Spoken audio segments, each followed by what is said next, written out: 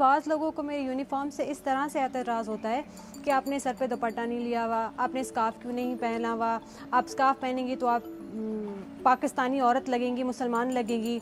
ये थोड़े बहुत एतराज़ होते हैं, लेकिन there is a part of society जो बहुत अप्रिशिएट भी करते हैं। मेरा नाम हिरा अली है और मैं कस्टम ऑफिसर हूँ। मेरा ताल्लुक़ सिंध के डिस्ट्रिक्ट मटियारी से है और मैं अपने ख़ानदान की, अपने डिस्ट्रिक्ट की पहली कस्टम ऑफिसर हूँ।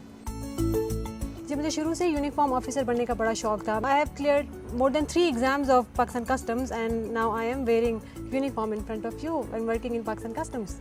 तो आपकी जिम्मेदारियां क्या क्या होती हैं?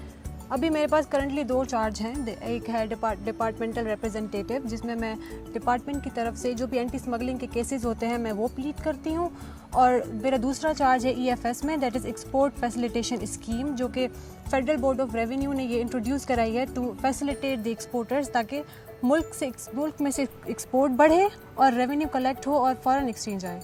आप एक ऐसे पेशे में हैं जिसमें ऑफिस के अंदर भी और फील्ड में भी मर्द ही ज़्यादा नज़र आते हैं, कैसे डील करती हैं? जहाँ पे मैं काम करती हूँ, यहाँ पे अगर 70 लोग काम कर रहे हैं, उसमें 9 से 10 औरतें होंगी, फीमेल स्टाफ होगा, बाकी सारे मेजॉरिटी में मर्द हैं। अब जहाँ पे मेजॉरिटी में मर्द होते हैं, फीमेल का एक रेशो बहुत कम रह जाता है, तो वहाँ पे औरतों को थोड़ा सा साइडलाइन करने की कोशिश की जाती है। फिर हम औरतों को जो एक चीज़ अर्न करने के लिए, एक पोजीशन अर्न करने के लिए जो एक मर्द को एक बार एफर्ट करनी पड़ती है, हम औरतों को डबल और ट्रिपल एफर्ट करनी पड़ती है वही सेम चीज़ अर्न करने के लिए।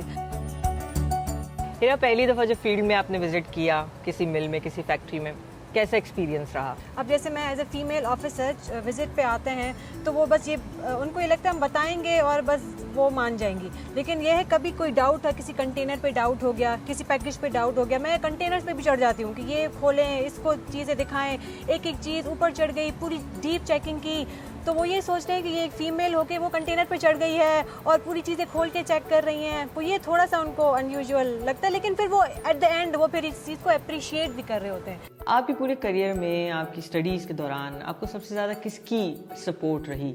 मेरे फादर, मेरे अम्मी, मेरे अब्बू हर चीज़ में बहुत सपोर्टिव रहे हैं शुरू से ही लेके।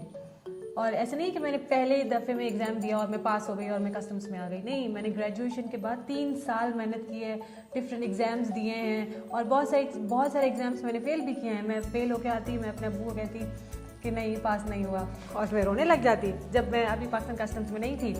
तो फिर मेरे अब्बू कहते थे इट्स ओके, ट्राई अगेन, हो जाएगा, ट्राई अगेन करते हैं, मेहनत करते रहे, जारी रखें। कुछ पोर्शन सोसाइटी का ऐसा है जो बहुत अप्रिशिएट भी करते हैं। इवन बहुत सारे पेरेंट्स कहते हैं कि हम चाहते हैं हमारी बेटियां आप जैसी बने, और लड़कियां इंस्पायर होती हैं कि हम भी अपने पेरेंट्स को इस तरह से प्राउड फील कराना चाहते हैं। तो there is a both side of society.